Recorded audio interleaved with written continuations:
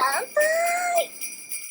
Welcome to Alcohol and Anime Night, the show that gets you drunker, the show that gets you fatter, and the show that is counting down the days to 2024. Yeah, that's right, it's the holiday celebration, and I'm happy to have you here with me. Tonight, we are going to talk about some of the things coming in 2024 that I'm looking forward to. We're going to talk about some of the disappointments in 2023, and lastly, we're going to talk about some of the things that I loved in 2023. So let's get into it. First, of course, we want to talk about our beverage for the evening, and something a little special, the Ikezo sake jelly shot yuzu flavor, which is very cool.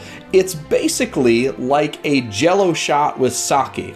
And I will tell you, when you pour this out, it's very weird. It needs a completely different type of bottle. It needs this whole thing to come off because there's actually bits of almost like a jello shot inside. And it's very tasty. You gotta shake it up pretty good. It is a weird bottle design because you can't actually get it all out without just kind of shaking it into your mouth in a weirdly erotic way. So give it a shot. It is pretty good. Kanpai.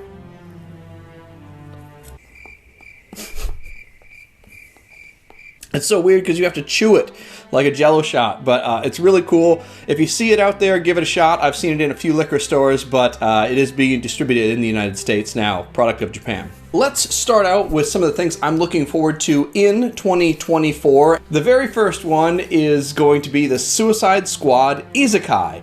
And I love that they just go ahead and say what it is right on the tin. They say, this is an Isekai, it's Suicide Squad, it's going to be ridiculous. And I cannot wait to see what they're going to do with this. Seeing Harley Quinn hitting people with hammers in an anime, I'm totally here for it. So I'm really hoping they don't mess this one up like they did with that horrific Batman Ninja, which if you haven't seen, check it out. It's a terrible, we did a review on it, but oh boy, was that terrible. The next one I'm looking forward to is Spy Family Code White, and that is actually going to be releasing around Christmas in Japan. However, we'll receive a release in early 2024 for the United States. It's pretty cool. They're doing a couple of tie-ins. I believe they're doing a McDonald's tie-in, which is not anywhere near as cool as the Burger King tie-in they did a few years ago. But more importantly, they're going to be doing a tie-in with Street Fighter 6, which is apparently going to allow you to play as a few of the characters, namely yours. So I'm pretty excited to see how that's going to work out. And if you want to check out they did a whole trailer for it. It looks pretty cool. So I'm kind of hyped about that. Let's talk about some of the new things that are coming out, and I love something that's a new property rather than an adaptation, and the first of which is Metallic Rouge. And this is a very much Cyberpunk 2077 meets Blade Runner kind of feel to it, maybe with a little Evangelion mixed in. It is a really cool looking show, and it's got some android battle action produced by Bones. It's got some real potential.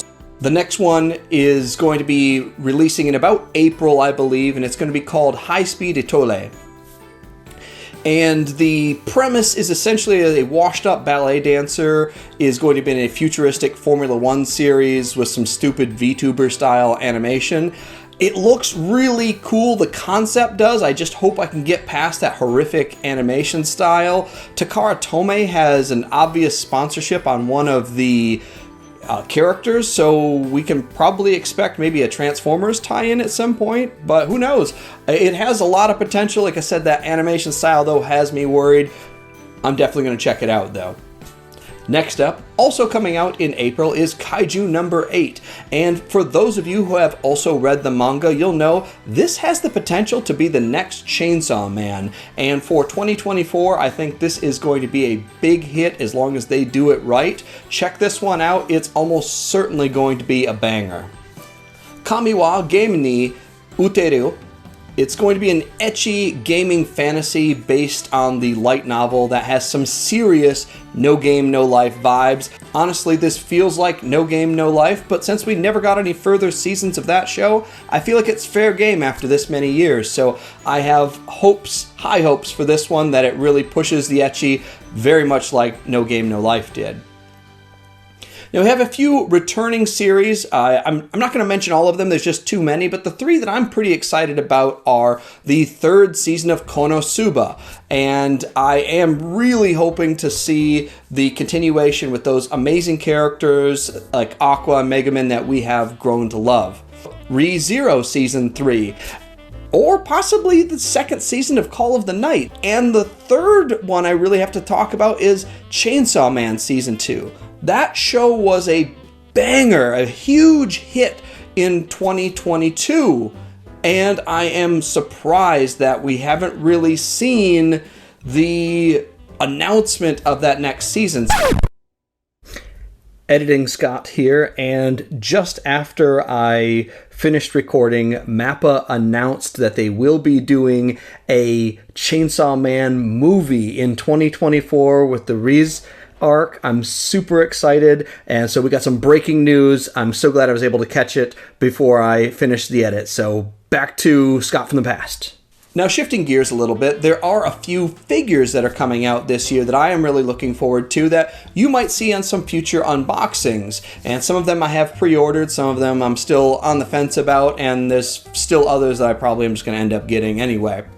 The first of which you may have seen in one of my shorts is the Cyberpunk Edge Runners Rebecca pop-up parade figure. I think this has some really good potential to be like a perfect middle-of-the-road figure. There's some really high-end ones out there. One that has Lucy and the motorcycle, and then Rebecca's with it, but it's like $400. That's way off. There's also one that's like a cast-off style Rebecca that's like $60. That's probably pushing it, but I'm definitely interested if anybody wants to send me one as a sponsorship. And there is also the Iron Factory Starwing Starscream girl. I pre-ordered it. I have a feeling it's going to be too expensive. It's not very big. I think it's only like this big, but it's basically like Starscream done up like an anime girl. I mean, I feel like I have to at least check that one out. And then, of course, speaking of No Game, No Life, there's actually a Shiro figure coming from Pop-Up Parade, kind of out of nowhere. There hasn't been any No Game, No Life content in ages, but this is a really cool looking figure, so much amazing color. There's so many awesome figures out there, but I thought since we had talked about No Game, No Life, it was worth bringing it up. There's also a couple of conventions coming up this year. Not only is there the Phoenix Fan Fusion, but there's the Ecchi Expo in Denver at the airport, August 9th through 11th. I feel like that is so much the energy of this channel that I really should try to make it out to that. So here's hoping I might be able to get out there. Of course, Anime Expo, July 4th through the 7th in LA. That might conflict with some things, but I'd really like to try to make it out there sometime soon. Let's talk about the most disappointing anime in 2023. And honestly, this was an easy list to make. The very first one should be obvious, and we did a review of it here on the channel, Konosuba Explosion. Yes, it had some funny jokes. Yes, it had Megumin in it. But it really failed to give her a proper origin story that felt heartfelt at all. It's like someone who never watched the show was just shown a picture of the character and said, "Go nuts." And it really was disappointing. And if you want to see the full review, it's up here, but I really don't recommend it. But if you're a fan of the show, you're going to end up watching it, maybe just to fill the time until season 3 comes. But man, that was a really disappointing series. The second one that was really disappointing for me was Mahou Shoujo Magical Destroyers. This show had so much potential. It had this awesome punk rock Kill La Kill vibe, and I loved it. There was tons of references to anime pop culture and otaku of all different types. Essentially, there's basically an otaku holocaust. They round them up, put them in train cars, send them off to camp, exterminate them. They bomb Akihabara. Like, it is a really nuts concept. There's some really cool battles, but the ending episodes are absolute trash. And it ruins the whole show. Everything they set up, it just throws it away. And honestly, you might be interested in watching the first couple episodes because it is really cool. The visuals are cool, the music is cool, the use of color, all that, they nail it, but they just bombed the story at the end especially. So I was really disappointed. I invested so much into that. I was expecting so much, and it was just a big letdown.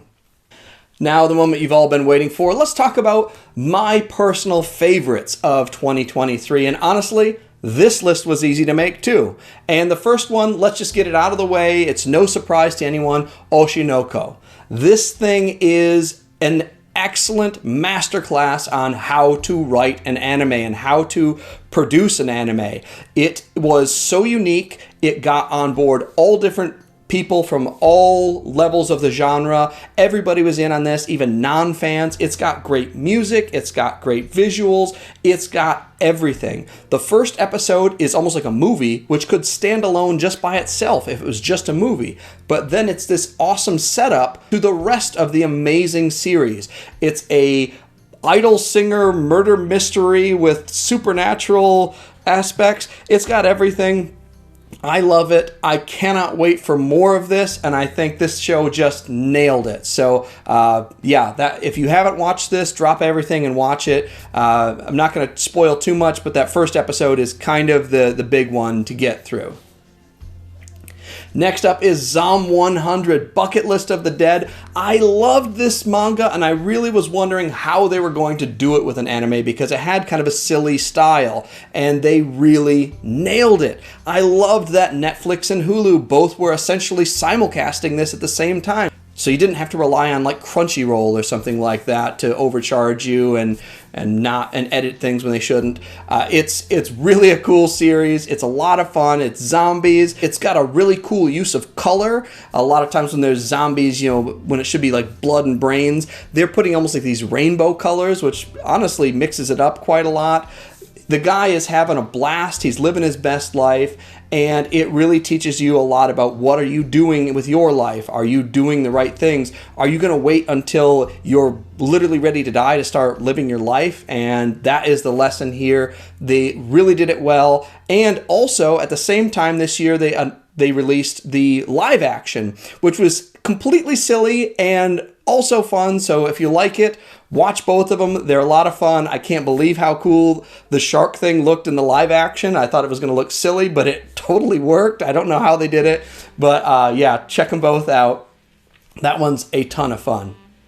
Another one that should be no surprise is MF Ghost. This is, of course, the sequel to Initial D. Spoilers, I think it's quite obvious, but this is in many ways done much better than the original anime. I know I'm going to get some hate on that, but I love the original Initial D. I love the remakes. This is done better. It uses much better visual graphics of the automobiles. It does it during daytime, so you can actually see them very well. You can see the maneuvers they're doing. The characters are a little bit more interesting. They're a little bit more three-dimensional. There's a couple of cool plots.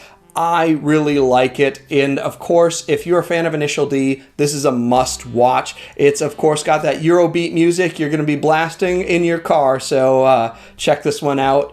This one, I believe, came out of nowhere for most people. However, you may have seen us unbox the manga for it in the Manga Spice Cafe episode, and that is Frieren. When I read this manga, I thought, this is so cool. It's just a great concept, but I really didn't know if it was going to translate into an anime. And I'll tell you what, they nailed it. They not only nailed it, but they gave us 14 episodes, which so rarely happens these days. Edge Runners only gave us 10. I would love to have another 4 episodes of Edge Runners. So this giving us 14 episodes to really flesh out the characters, let the plot breathe. This isn't a fast-moving show, but every episode counts, and they really make it feel like you're living the life of either this long-living elf or the short-living humans and showing the difference between that. It's very funny when it needs to be, but it's also very poignant, and it's got some good action here and there, so don't count this one out. I really think you'll be missing out if you don't check it out. So Frieren for sure. And lastly, one that is maybe controversial, and that is Undead Unluck.